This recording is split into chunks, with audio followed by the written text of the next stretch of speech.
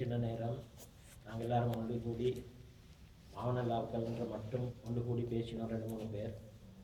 அது கூடினத்தில் விளைவாக இன்னைக்கு கல்குதான்றதே எங்களை அதை நாங்கள் கூடி ஆலோசிக்கிற நேரம் தான் எப்படியான உதவிகள் செய்யணும்னு சொல்லி இப்படி ஒரு 2 பிள்ளைகளுக்கு முதலாவது ஸ்காலர்ஷிப் தொடங்கி கொடுக்கறதுக்கு மாவனிலிருந்து ஆரம்பித்து இன்றைக்கி முழு ஸ்ரீலங்காவையும் அங்கத்துவம் பண்ணுற மாதிரி முழு ஸ்ரீலங்காவையும் அடிப்படையாக வச்சு செஞ்சு கொண்டு வரோம்.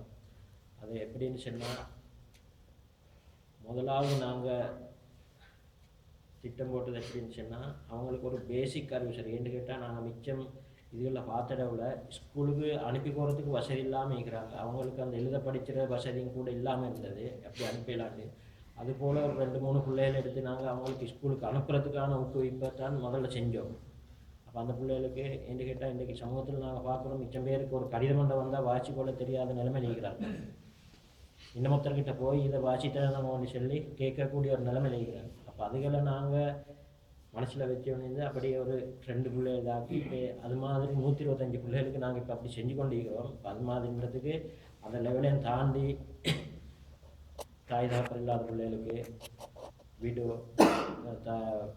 டைவர்ஸான பிள்ளைகள் அது மாதிரி பிள்ளைகள்லாம் ஒரு எங்களுக்கு ஒரு 60-70 பிள்ளைகள் போல இருக்கிறாங்க. அந்த பிள்ளைகளுக்கான கல்வியை மேம்படுத்துறதுக்கான இதுகளை செஞ்சு இப்போ அந்த பிள்ளைகள் ஓலவிலை திருவிழாவிலைக்கும் வந்திருக்கிறாங்க. அவங்களுக்கான சின்ன எங்களால் கொடுக்க வேண்டியது மாதத்துக்கு 1000 ரூபான்ற முறையில் தான் கொடுத்து கொண்டு வரோம். அதுகளுக்கு உங்கள்கிட்ட இருந்து எடுக்கிற 1 தினார் 1/2 தினார் இதுகளை மாதிரி சேமிச்சு தான் நாங்கள் அப்படி செஞ்சு கொண்டிருக்கிறோம்.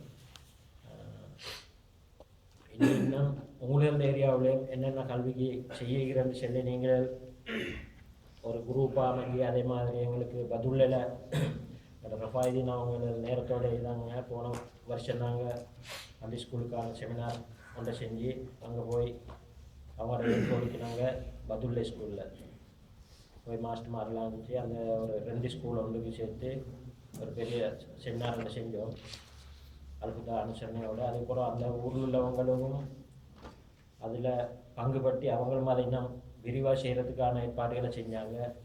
அதே மாதிரி நிற்கக்குள்ள மாத்தளையில் நிமித்துள்ள அவரோட வழிகாட்டுல படியில் அந்த ஸ்கூல்லையும் அப்படியே செஞ்சோம். அது மாதிரி இந்த வருஷம் நாங்கள் திப்பிட்டி அருணாயக்க ஸ்கூலில் செய்கிறோம்.